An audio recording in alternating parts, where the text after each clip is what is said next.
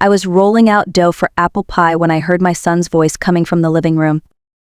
"Honey, use Mom's card. She's got like 130,000 saved up." The rolling pin froze in my hands. For a moment, I thought I had imagined it, but then my daughter-in-law, Sophie, laughed softly. "Are you sure, Ryan? She won't get mad?" My son's answer cut through the air. "Mom won't say a word. She lives here for free, eats our food, uses our electricity. It's the least she can do to help us out." I felt something in my chest crack open. 40 years of work, of sewing until my fingers bled, of cleaning other people's floors, all reduced to that one line, "She lives here for free." I stood there, hands covered in flour, staring at the kitchen wall, as if I could see through it into the living room. My son, the boy I raised alone after his father left, was sitting there handing my debit card to his wife as if it belonged to him. The kitchen felt smaller, the air heavier. My heart pounded so hard that I could hear it echo in my ears. I remembered every dollar in that account, every hour I had worked since I was 14. I had taken in sewing jobs, cleaned houses, watched other people's children while mine stayed home alone. I had skipped vacations, new shoes, dinners out, all for one dream: to buy a small place of my own someday, where I could grow old quietly without being a burden to anyone. And now my son was giving that away like spare change. Sophie's voice broke my thoughts. "I'll head to the mall then, Josephine. Need anything?" she called sweetly, pretending we were friends. "No, thank you," I managed, keeping my back turned so she wouldn't see my face. The front door closed. A car engine started. Silence. I sat down, staring at my old hands, veined and spotted, but still steady enough to protect what I had left. My son thought I lived here for free. He thought my love came with no boundaries, that he could take everything I had because I was his mother. I realized then that I wasn't angry at Sophie. Not really, she was greedy, yes, but the real betrayal came from the person who should have protected me. Ryan had stopped seeing me as his mother a long time ago. Now, I was just a source of money, a convenient helper in the house. But something inside me shifted that day. I wasn't going to cry this time. I had cried enough in this house. That afternoon, while the dough dried and the oven stayed cold, I sat still for a long time and made a silent promise to myself. This would be the last day anyone used my silence as permission. Sophie left for the mall humming a cheerful tune. I stayed in the kitchen, pretending to tidy up, my mind racing. Every sound in the house felt louder: the ticking clock, the hum of the refrigerator, my own heartbeat. Then, for the first time in my life, I made a decision for myself, not for anyone else. I wiped my hands, took my old flip phone from the counter, and called the bank. "Good morning, National Savings. How can I help you?" a pleasant voice answered. "Good morning," I said, steadying my breath. "I need to block my debit card immediately." The woman on the other end asked for my information. I gave it calmly, even though my hands trembled. "Is the card lost or stolen?" she asked. "Let's just say someone's using it without my permission." "Understood, ma'am. Your card is now blocked. No transactions can be made from this moment." When she confirmed it was done, I felt a strange kind of peace, like closing a door that should have been shut years ago. I hung up and exhaled. For the first time in years, I had done something that protected me. Minutes later, the sound of Ryan's footsteps echoed down the hallway. He walked in, phone in hand, face tense. "Mom, what did you do? Sophie just called me. The card isn't working. Did you block it?" "Yes," I replied without hesitation. He stared at me, confused. "Why would you do that? She's standing at the checkout with a cart full of things for the house. You're embarrassing her." "I didn't give her permission to use my card," I said. Ryan scoffed. "Oh, come on, Mom. It's for the house. A new TV, a sofa, some appliances. We all live here. It's not a big deal." I looked at him, my son, standing tall and impatient, holding a phone that seemed more important than the woman who raised him. "It's a big deal to me," I said. "Mom, don't start this. You live here rent-free. You could at least help out once in a while." "I give you my pension every month, Ryan. I cook. I clean. I do everything in this house," I said quietly, my voice shaking not from fear but from years of exhaustion. He sighed, annoyed. $500 isn't enough to cover what you use. Electricity, food, it all costs money. You're being selfish." Something broke loose inside me. Selfish. I repeated softly. I've spent 40 years giving everything I had to you, to this family. And you call me selfish because I want to keep the little that's mine." Ryan didn't answer. He just stared, lips pressed tight, unsure of how to react to a mother who finally said no. When he turned and left the kitchen, I stood by the window, looking out at my garden. The roses I had planted bloomed quietly, untouched by his anger. I realized I didn't have to shout to reclaim my dignity.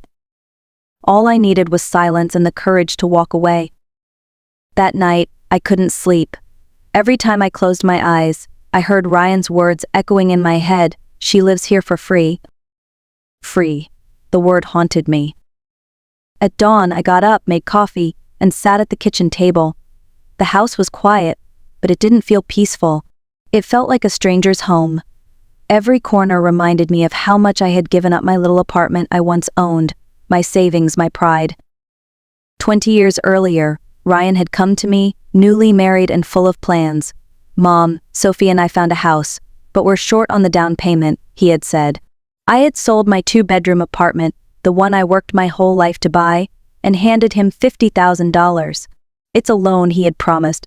"I'll pay you back in 2 years. He never did. That morning, as I looked around, I realized something simple yet painful. I had no space that was truly mine. Not even my room, just a small converted pantry with a narrow bed and a single window facing the fence. By 7, the house began to stir. Ryan went to work. Sophie slammed cabinets while getting ready for her day. No one spoke to me. No one even looked my way. When Sophie's car finally disappeared down the street, I went to my room. My decision was clear. I took out 2 old suitcases from under the bed. I packed neatly clothes, a few shoes, photographs, my birth certificate, my late husband's ring, a small wooden jewelry box. I folded a handwritten note and placed it on the dining table. It read, "Ryan, I'm leaving. I can't keep living in a house where my only value is my money. Thank you for these years, but I need to get my dignity back. Don't look for me. When I have my own place, I'll send you the address. I love you, but I love myself more. Mom." I placed the house keys beside the note. Then I looked around one last time. The kitchen where I had cooked thousands of meals, the living room where I was never welcome to sit, the dining room where my chair was always the least comfortable. I whispered goodbye to them all. At 9 o'clock, I called a cab. As I stepped outside with my suitcases, Mr. Collins, my elderly neighbor, was watering his garden. "Morning, Margaret. Heating somewhere?" I smiled softly. "Something like that, Mr. Collins." The taxi arrived. The driver helped load my luggage and asked for the address. I gave him Helen's, my old friend from the factory. As the car pulled away, I didn't look back. I thought I would cry, but no tears came. Instead, there was a strange lightness in my chest. For the first time in 20 years, I was going somewhere I truly wanted to be away. Helen lived in a small apartment complex on the quieter side of town. When the taxi stopped in front, she was already standing at the door, waving as if she had been waiting for me her whole life. The moment I stepped out, she hugged me tight. "You're safe now," she whispered, and for the first time in a long time, I let myself believe it. Her apartment was modest but warm.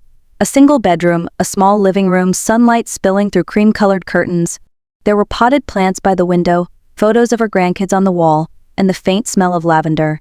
It wasn't luxury, it was peace. Helen made tea and waited until I spoke. The words came out all at once: the overheard conversation, the blocked card, the confrontation, the note I had left behind. She listened quietly, her eyes soft but full of fire. When I finished, I looked down at my cup. "I don't know what's wrong with me," I said. "Maybe I should have stayed quiet. Maybe I overreacted." Helen reached across the table and took my hands. "Margaret, don't you dare say that. You didn't lose 20 years trying to earn your son's love. You gave 20 years of unconditional love. There's a difference." Her voice was steady, the kind that pulled you out of your own fog.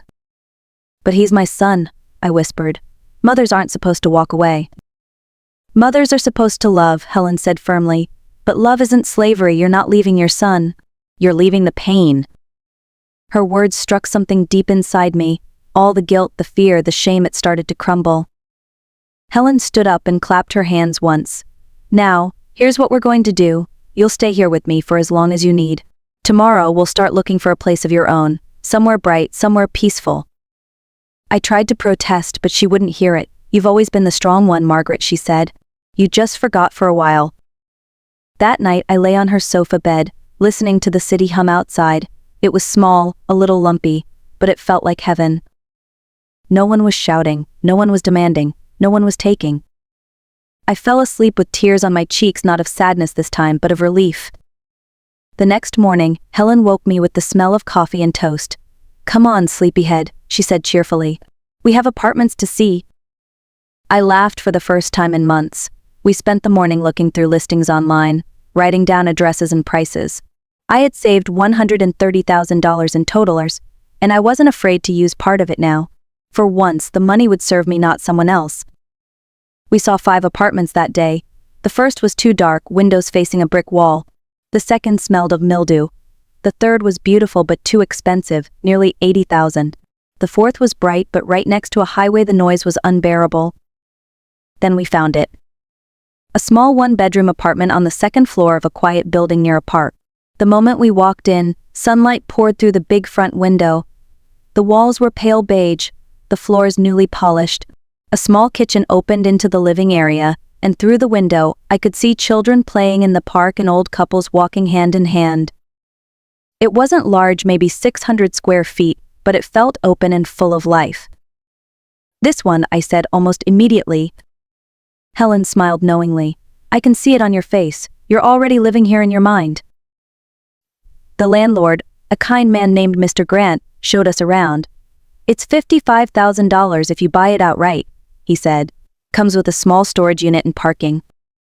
I looked at Helen. She nodded. "I'll take it," I said, surprising even myself. My voice sounded confident, like it belonged to someone stronger. Mr. Grant smiled. "That's a good decision, ma'am. This apartment has good energy. The last owner lived here happily for 20 years. We shook hands, and I wrote a $5,000 check for the deposit. As we walked out, Helen threw her arm around me. "You did it, Margaret. You're starting over." I laughed and felt something I hadn't felt in decades: excitement. The kind that comes when you realize your future is yours again.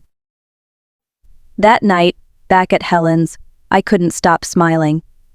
I imagined the furniture, the curtains, the plants I would grow on the balcony. It wasn't just a purchase, it was a promise that the rest of my life would belong to me. It had been nearly a week since I left, and I hadn't heard from Ryan until that Thursday evening. The intercom in Helen's apartment buzzed nonstop. Helen went to answer. "Who is it?" she asked through the speaker. "It's Ryan. Please, I need to talk to my mom," came the voice, desperate, familiar, and tired. Helen looked at me. I hesitated for a second, then nodded. "Let him up, but stay here with me," I said quietly. Moments later, Ryan appeared at the door. He looked different: wrinkled shirt, messy hair, dark circles under his eyes. Not the confident man who used to tower over me with authority, but a boy who'd lost his way. "Mom," he said softly. "Ryan," I replied, keeping my tone calm but distant. "Can we talk?" he asked, glancing nervously at Helen standing behind me with her arms crossed. "Here is fine," I said. He exhaled, running a hand through his hair. "Mom, this whole thing got out of hand. Grace shouldn't have used your card without asking, but you didn't have to leave. You scared us." "You weren't scared for me, Ryan," I said. "You were scared because your wife's shopping spree got stopped at the register." "That's not fair," he snapped. "We're family. Families help each other." "Families also respect each other," I replied. He took a step closer. "You've lived with us for 20 years, Mom. We've given you a roof, food, everything you need." I met his eyes steadily. "You gave me a pantry-sized room. You treated me like a guest in a house I helped buy. I gave you my pension, my time, my work, and you called that free." "Mom, don't do this," he said, voice rising. "Grace and I were just trying to make improvements to the house. It's not like we were stealing." $82,000 without my consent isn't helping, Ryan. It's taking," I said evenly. His expression shifted from guilt to irritation. "Fine, I admit it was a lot, but Grace didn't mean harm. Come home, and we'll fix this. I promise it'll never happen again." "I'm not coming back," I said quietly. "Tomorrow I sign the deed for my new apartment. I've already made my choice." He froze, eyes wide. "You bought an apartment without talking to me first. Mom, what if it's a scam? What if someone's taking advantage of you?" I smiled faintly. "After 40 years of managing every dollar on my own, I think I can handle it." I don't need your permission. His voice grew cold. How much do you have left? And there it was, the real reason for his visit. That's none of your concern, I said. I'm your son. I have a right to know, he argued. Helen stepped forward. Young man, you have no right to your mother's money. None. Ryan turned to her, angry. Stay out of this. Helen's eyes narrowed. This is my house, and I'll ask you to leave if you raise your voice again. Ryan looked back at me, his face flushed with anger. You're really doing this, huh? Letting strangers turn you against your own son. I took a breath, my voice trembling but strong. The family broke when you stopped seeing me as your mother and started seeing me as your AT-Maz. Ryan's jaw clenched. Grace was right. You only think of yourself. I didn't respond. I simply walked to the door and opened it. Goodbye, Ryan. He stood frozen for a moment, then walked past me without another word. The elevator doors closed, and with them, 20 years of silence and pain. Helen wrapped her arms around me as I finally let the tears fall. It's over, she whispered. And deep down, I knew she was right. Something old had ended, but something new was finally beginning. The next morning, the sky was clear and golden. It felt like the world itself was starting over with me. Helen insisted on coming along to the lawyer's office. You're not doing this alone, she said, buttoning her cream-colored blouse like she was dressing for a celebration. When we arrived, the lawyer, Mr. Hughes, greeted us warmly. The seller, Mr. Grant, was already there with a folder of papers neatly arranged on the desk. Good morning, Mrs. Holloway, Mr. Hughes said. Are you ready to become a homeowner? I smiled, more than ready. The process took nearly 2 hours. I signed document after document, deed, title, ownership certificates, each signature a quiet declaration of independence. My hand trembled slightly when I handed over the cashier's check for $55,000. It was almost half of everything I had, but it felt right. When Mr. Hughes finally said, Congratulations, Mrs. Holloway. The apartment is now legally yours, he handed me an envelope with the deed and a small silver keychain holding 3 keys. I stared at those keys for a long moment. They looked ordinary smooth metal, small ridges, but to me, they meant freedom, safety, and dignity. Helen clapped her hands together. You did it, Margaret. You really did it. I laughed through the tears that suddenly filled my eyes. I guess I did. We walked out of the office and into the sunlight, where Helen grabbed my hand and raised it high like I had just won a marathon. People passing by turned to look, smiling, maybe not understanding why 2 older women were cheering in the middle of the street, but it didn't matter. We went straight to my apartment. For the first time, I opened the door with my key. The lock turned smoothly, and the door swung open to the same flood of light I remembered from the first visit. Everything was still and silent, yet the room seemed to hum with possibility. Helen followed behind me, setting her purse on the counter. It's even better now that it's yours, she said. We spent the rest of the afternoon cleaning, wiping down surfaces, sweeping floors, washing windows. Even though the place was already spotless, I wanted to make it my own in every sense. By the time we finished, the sun was setting, filling the apartment with warm gold light. I stood in the center of the living room holding my new keys, breathing deeply. For the first time in 20 years, I wasn't living in someone else's house. I was home. The next few days passed in a quiet rhythm I had almost forgotten could exist. Every morning, sunlight poured through the big window, waking me softly instead of with shouting or slammed doors. I made coffee in my small kitchen, poured it into my favorite mug, and sat by the window overlooking the park. Children's laughter floated up from below, mixing with birdsong. For the first time in decades, I felt safe in my own silence. Helen visited every afternoon, bringing something small, a lamp she found at a thrift shop, a basket of fruit, or simply her company. We're going to fill this place with good memories, she'd say as she unpacked groceries onto my shelves. I began building a new routine, morning walks in the park, afternoons knitting by the window, evenings reading or writing small thoughts in a notebook. My life was simple, but it was mine. One day, while sitting on a park bench, an elderly woman stopped to rest beside me. She had bright eyes and moved with the energy of someone who refused to let age slow her down. Beautiful day, isn't it? She said. It really is, I replied. We talked for nearly an hour. Her name was Ruth. She had been widowed for 10 years with 5 children living in different states. When my husband passed, I thought my life was over. she said. But I learned something: when you live alone, you don't lose people. You find yourself? Those words stayed with me. That night, as I looked out over the quiet street, I whispered them to myself: you find yourself. 3 months after I moved in, my phone buzzed with a message from Ryan. Mom, I know we haven't talked. Grace and I are having problems. She always wants more money, more things. I think I understand now how you felt. I'm sorry for how I treated you. I don't expect forgiveness, but I needed you to know that I see it now. I read his message twice, my hands trembling slightly. Helen came over that afternoon, and I showed her the text. What are you going to do? She asked gently. I'll reply, I said, but this time with boundaries. That night I wrote back. Ryan, understanding is the first step. I forgive you, but I'm no longer the mother who gives everything at her own expense. I have my own life now, and I intend to live it fully. If you can respect that, we can start again. I pressed send and turned off my phone. For once, I didn't feel guilt or fear, only peace. A year passed faster than I expected. Seasons came and went through my big window: spring rains, summer light, autumn leaves, winter frost, and with each one, I found a new part of myself. I turned 69 that June. Helen threw me a small party in my apartment. There were 3 neighbors, a homemade cake, and music from an old radio. We laughed until midnight. It wasn't grand, but it was real.